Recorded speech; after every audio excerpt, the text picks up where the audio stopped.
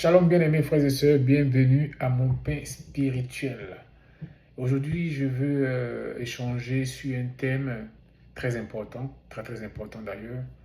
Euh, et ce thème, je l'ai traité dimanche dernier dans notre communauté, dans notre église.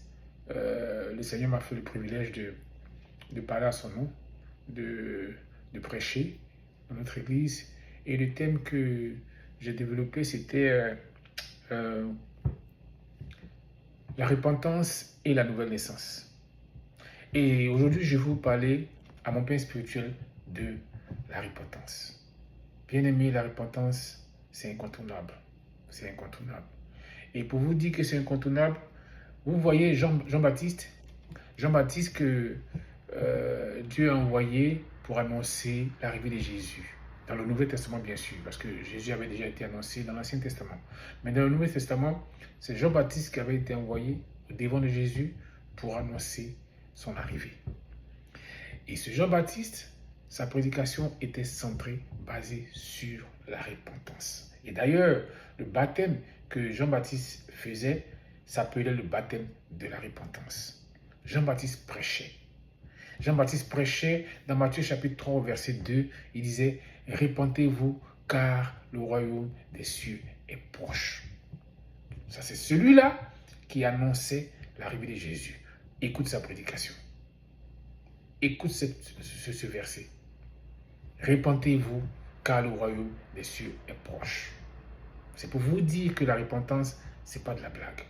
Et voilà Jésus, lui-même, il commence son ministère. D'abord, il se fait baptiser et il est entraîné sur la montagne pour la tentation avec le diable. Au retour de cette tentation, il se met à prêcher. Il se met à annoncer la bonne nouvelle. Et sa première prédication, imagine-toi, quel est le thème qu'il aborde? La repentance. Il répète la même chose que Jean-Baptiste disait, à savoir, repentez-vous, car le royaume des cieux est proche. Et tu peux trouver cela dans Matthieu chapitre 4 au verset 17.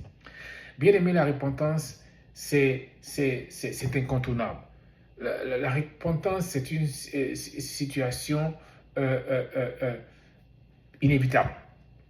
Tu ne peux pas être un bon chrétien, tu ne peux pas vivre la vie de Christ sans te repentir. D'ailleurs, il faut d'abord la repentance avant de recevoir la nouvelle naissance, et la nouvelle naissance qui fait de toi un enfant de Dieu. Alors, la repentance a toute son importance. Et figure-toi, après l'effusion du Saint-Esprit qui s'est passée à la Pentecôte, après cela, lorsque la première église est née, le premier pasteur de la première église, qui est Pierre, le jour de sa première prédication, imagine qu'est-ce qu'il aborde comme thème? La repentance. Bien-aimé, Pierre pouvait dire dans Actes chapitre 2 au verset 38, et je lis, Pierre leur dit, repentez-vous et que chacun de vous soit baptisé au nom de Jésus-Christ pour le pardon de vos péchés et vous recevrez le don du Saint-Esprit. Alléluia. Jean-Baptiste, envoyé pour annoncer Jésus, prêche la repentance. Jésus-Christ commence son ministère en prêchant la repentance. Pierre commence son ministère en tant que pasteur de la première église qui est née juste après l'effusion du Saint-Esprit, commence à annoncer la bonne nouvelle et sa première prédication, c'est sur la repentance. Bien-aimé, combien la repentance est importante.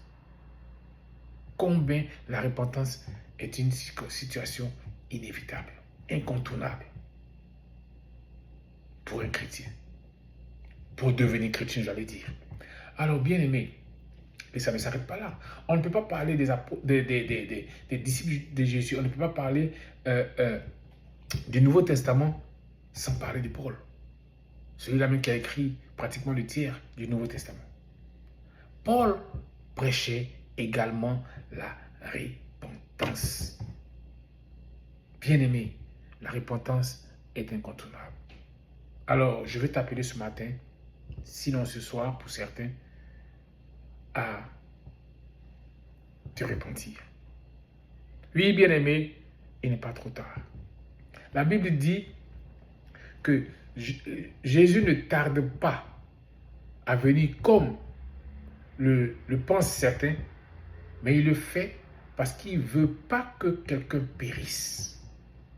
Il veut que tout le monde advienne à la repentance. C'est pour cela qu'il n'est pas encore arrivé. Il y a longtemps qu'on parle de Jésus revient bientôt, mais ce n'est pas encore fait. C'est pour ça. C'est toi qui l'attends, frère. C'est toi qui l'attends, ma soeur. Il t'attend. Répands-toi. Répands-toi. Il t'attendra jusqu'à quand? Nous ne savons pas. C'est pour ça, répands-toi dès maintenant. Dès aujourd'hui, prends la décision de te repentir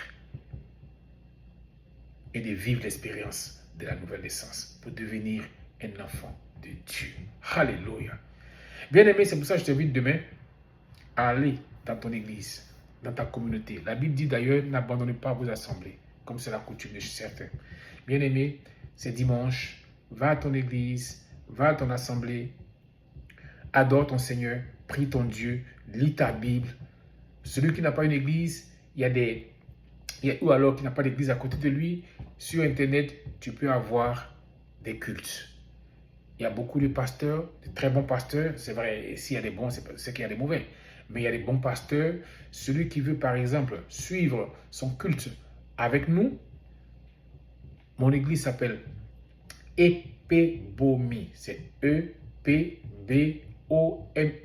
Philadelphie, aux États-Unis. Sur Facebook, c'est Epebomi Philadelphia. Sur WhatsApp, c'est Epebomi Philadelphia. Tu peux suivre ton culte avec nous. Sinon, tu vas dans ton église, ou alors, comme je disais tantôt, il y a beaucoup de pasteurs qui sont bons. Tu peux suivre ton culte. Mais ne rate pas le dimanche. Le dimanche, c'est le jour du Seigneur. C'est pour ça, bien-aimé, je te dis shalom, que la grâce et la faveur de Dieu soient avec toi. Bon dimanche, bon culte, au nom de Jésus. Amen.